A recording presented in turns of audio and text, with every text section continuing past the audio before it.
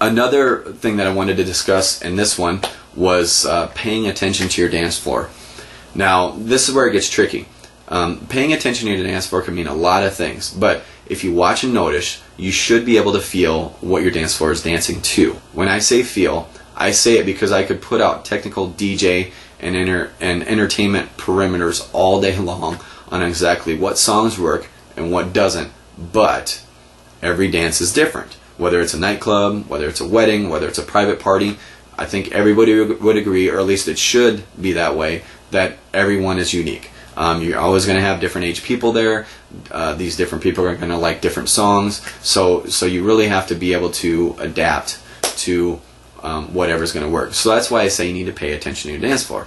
What may work for one may not work for another. So this is where I think some entertainers and DJs get connected or disconnected, but connected with their guests. For whatever reason, you just start to feel a vibe from them on what types of songs will work and what won't.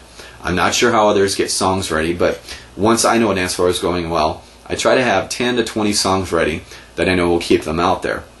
It gets to the point that I could literally put the songs on auto mix and leave for probably 40 minutes and nobody would even notice.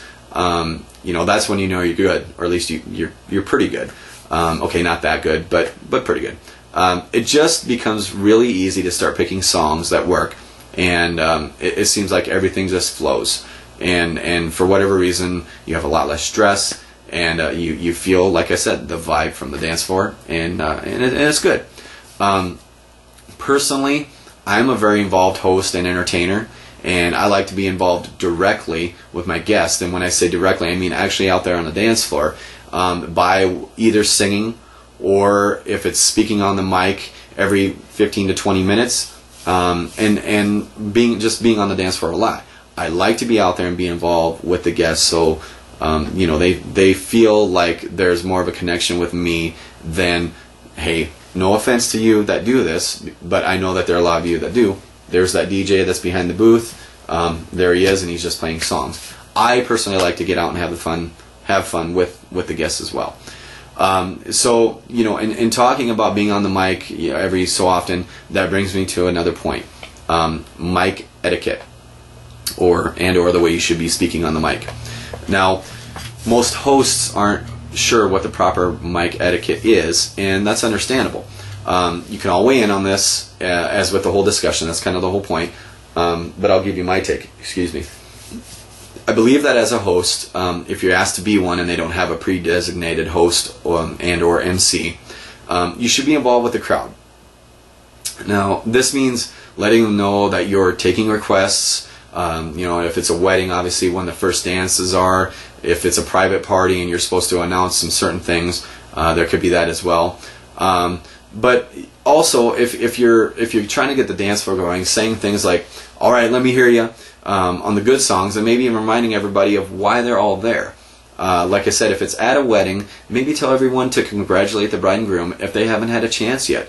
You'd be surprised how many people will come to a wedding, they'll eat, hang around, but they don't really even ever talk to the bride and groom. Some people feel that they're just there just because maybe they got dragged along because they're a date, and that's fine. But the bride and groom really do usually want to go around and thank everybody for being there. It means a lot to them because it's their special day. So make it a point to go and say thank you to them as well. They wanted you to come for a reason, even if you're a date. So just be courteous and say hi to them. So those are some of the things. Or mentioning that if there's a free ice cream or a dessert bar or extra food towards the end of the night, like it or not, there might be a few people that have had a little too much to drink, and they might think that they're going to attempt to drive home. So, giving them that little extra food could really help them, and it's just a good thing. Just let everybody know what's going on.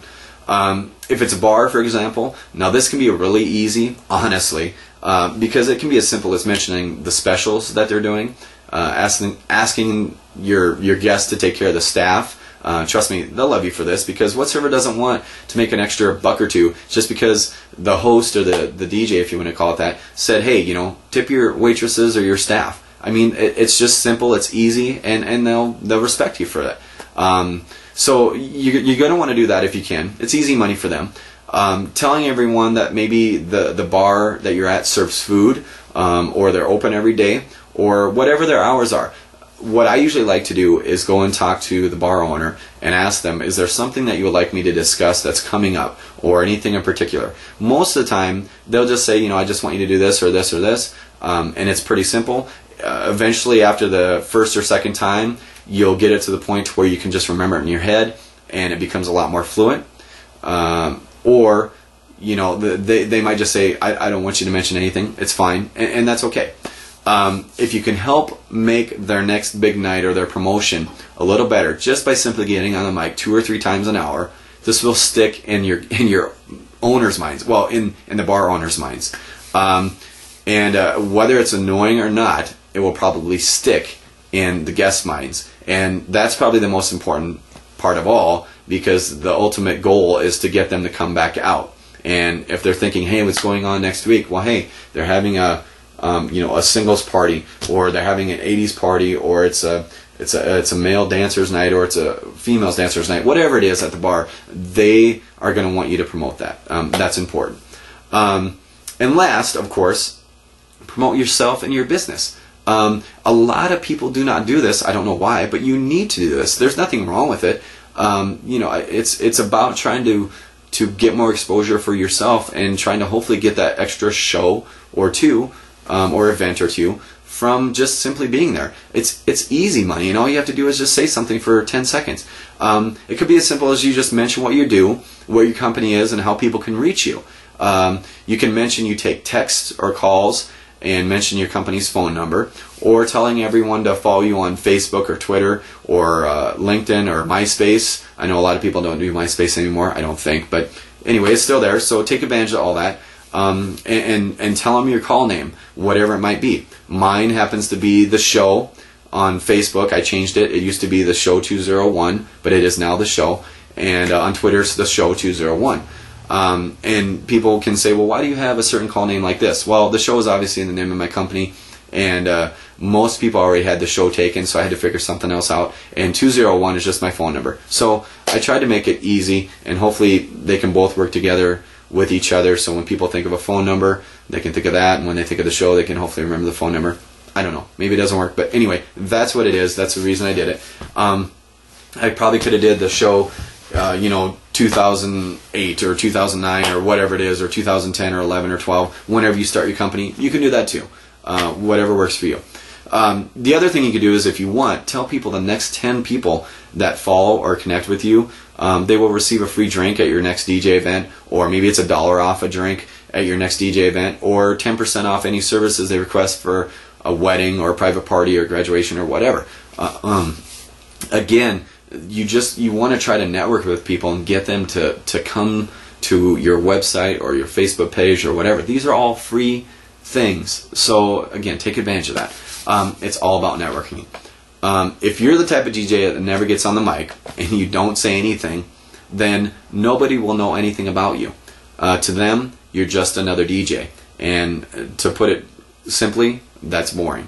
So again, you need to get on the mic, be involved. I'm not saying be overbearing, because that's the next point I'm going to make here.